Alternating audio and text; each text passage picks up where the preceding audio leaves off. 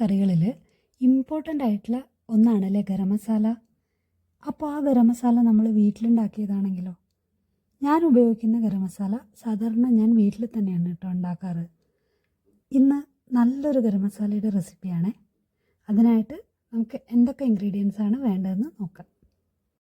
പെരുംജീരകം 30 ഗ്രാം, ചെറിയ ജീരകം 5 ഗ്രാം, കുരുമുളക് 5 ഗ്രാം, ഗ്രാമ്പൂ 10 ഗ്രാം, ഏലക്കായ 10 ഗ്രാം, പട്ട 10 ഗ്രാം, 2 ബേ ലീഫ്, ജാതിപത്രി 2 ഗ്രാം, തക്കോലം 5 ഗ്രാം, ജാതിക്ക 2 ഗ്രാം. ഏലക്കായ ഞാൻ സാധാരണ തൊലി കളഞ്ഞാണ് ഉപയോഗിക്കാറുള്ളത്. അതുകൊണ്ട് അത് നമുക്ക് തൊലി കളഞ്ഞെടുക്കണം. ഈ ഇൻഗ്രീഡിയൻസ് എല്ലാം നമുക്കിനി ഒന്ന് വറുത്തെടുക്കണം. അതിനായിട്ട് ഒരു പാൻ അടുപ്പിൽ വെച്ച് അതിലേക്ക് എല്ലാ ഇൻഗ്രീഡിയൻസും നമുക്ക് ഇട്ട് കൊടുക്കാം.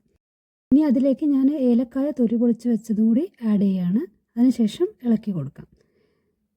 ഒരുപാട് വറുത്തെടുക്കേണ്ട ആവശ്യമില്ല. ഒരു 5 മിനിറ്റ് കൊണ്ട് തന്നെ റെഡിയായി കിട്ടും. ഒരു ലോ ടു മീഡിയം ഫ്ലെയിമിൽ വറുത്തെടുത്താൽ മതി. എല്ലാ നമ്മുടെ സ്പൈസസും നന്നായിട്ട് ചൂടാവുന്നവരെ വറുത്താൽ മതി. ഒത്തിരി വറുത്ത് കളർ ചേഞ്ച് ആക്കേണ്ട ആവശ്യമില്ല.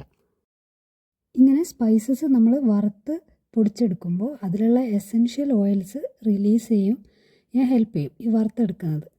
അത് നമ്മുടെ ഗരം മസാലയുടെ സ്മെല്ല് നന്നായിട്ട് എൻഹാൻസ് ചെയ്യാൻ ഹെൽപ്പ് ചെയ്യും.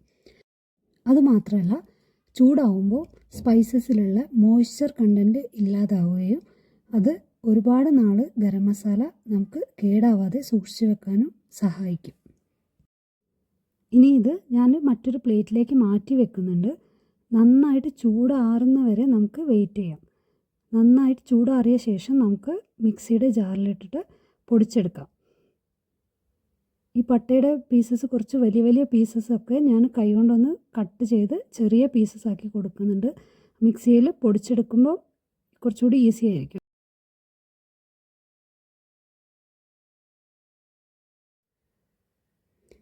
ഇനി ഇത് മിക്സിയിൽ നന്നായിട്ട് പൊടിച്ചെടുക്കാം. ഒരുപാട് ഫൈൻ പൗഡറായിട്ട് പൊടിക്കേണ്ട ആവശ്യമില്ല. ഒരു തരിതരിയായിട്ട് പൊടിച്ചെടുത്താൽ മതി. അതിനുശേഷം നന്നായിട്ട് ചൂട് ആറിയ ശേഷം മാത്രം നല്ല എയർ ടൈറ്റ് ആയിട്ടുള്ള ഗ്ലാസ് കണ്ടെയ്നറിൽ നമുക്ക് ഇട്ട് വെക്കാം.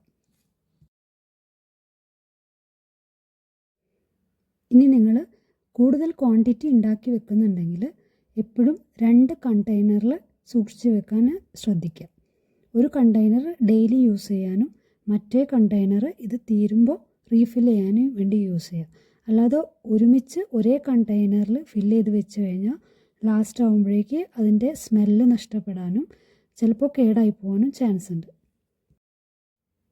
അങ്ങനെ നമ്മുടെ home made garam masala ready ആയിട്ടുണ്ട്. എല്ലാവരും ഉണ്ടാക്കി നോക്കുക. Thanks for watching.